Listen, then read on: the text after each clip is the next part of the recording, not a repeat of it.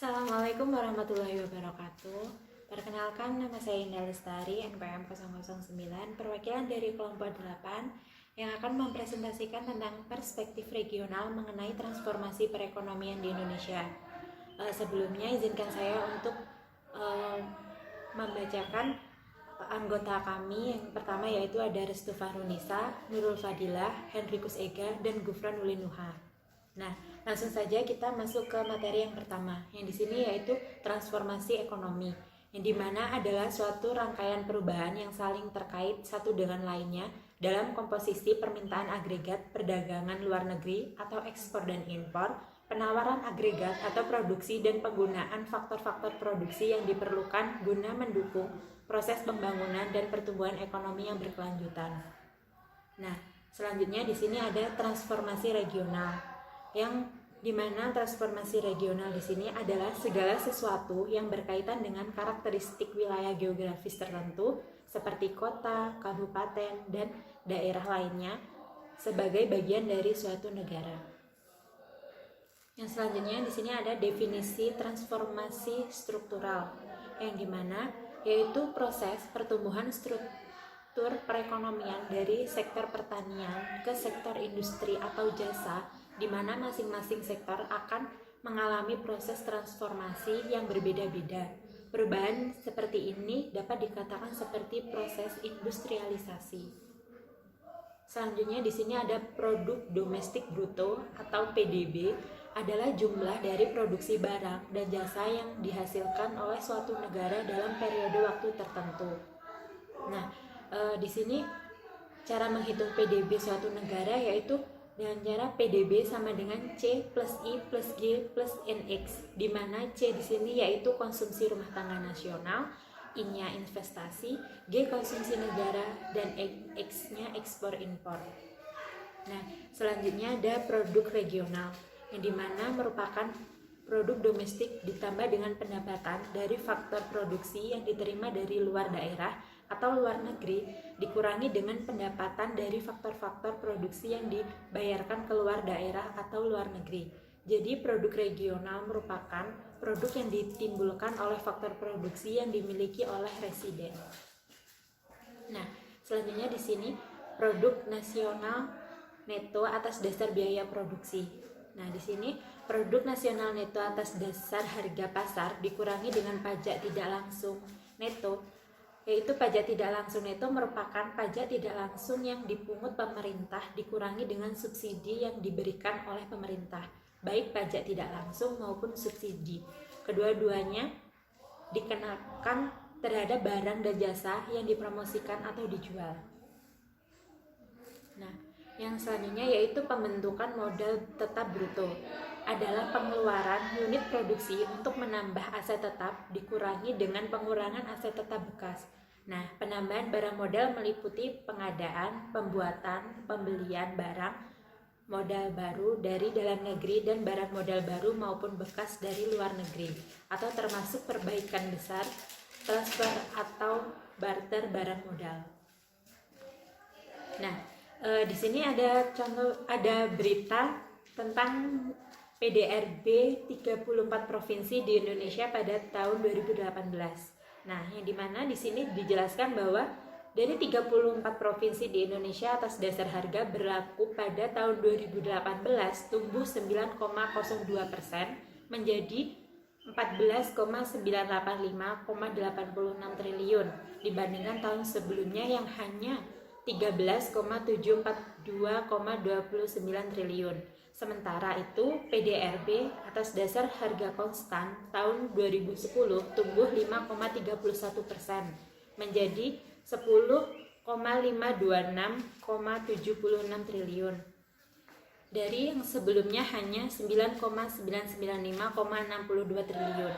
Nah, dalam asumsi rencana pembangunan jangka menengah nasional atau RPJMN dari tahun 2020 sampai 2024, PDRB diproyeksikan tumbuh 5,4% pada tahun 2020 dan 6,1% pada tahun 2024. Untuk PDRB Sumatera diproyeksikan tumbuh dari 4,86% menjadi 5,57%.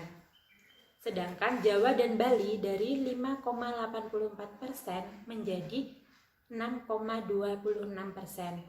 Sedangkan Kalimantan 4,12% menjadi 5,24%.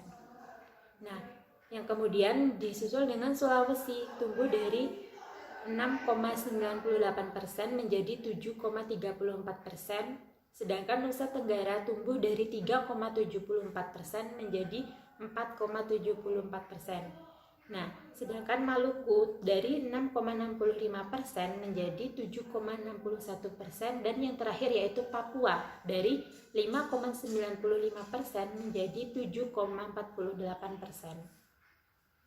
Nah, di sini ada contoh data PDRB atas dasar harga berlaku setiap provinsi di Pulau Jawa. Nah, yang dimana di sini tertera dari tahun 2011 sampai 2018, yang dimana terdapat provinsi DKI Jakarta, Jawa Barat, Jawa Tengah, DIY, Jawa Timur, dan Banten. Nah, pada tahun 2018 kontribusi DPRD DIY baik terhadap Pulau Jawa maupun terhadap jumlah 34 provinsi posisinya relatif kecil.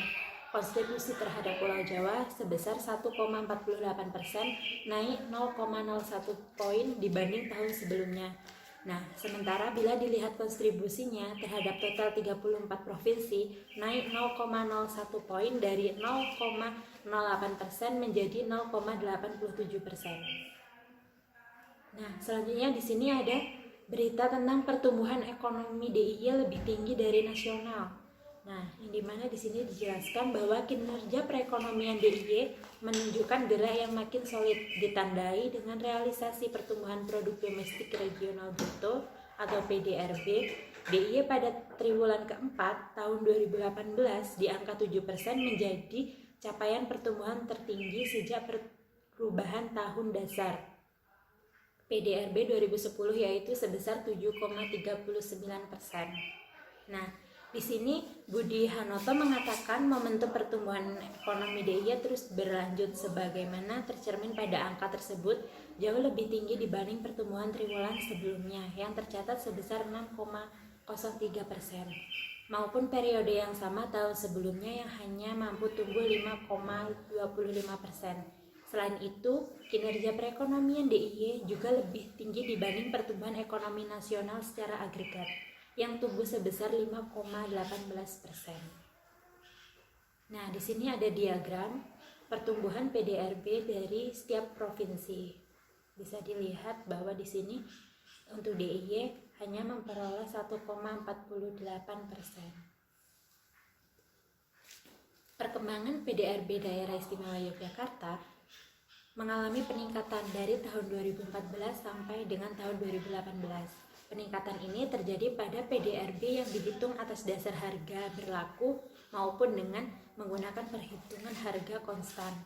Apabila dicermati, angka-angkanya peningkatan ini dapat dikatakan signifikan dengan rata-rata 9,6 triliun rupiah per tahun untuk PDRB atas harga berlaku dan rata-rata peningkatan sebesar 4,6225 triliun untuk PDRB yang dihitung atas dasar harga konstan.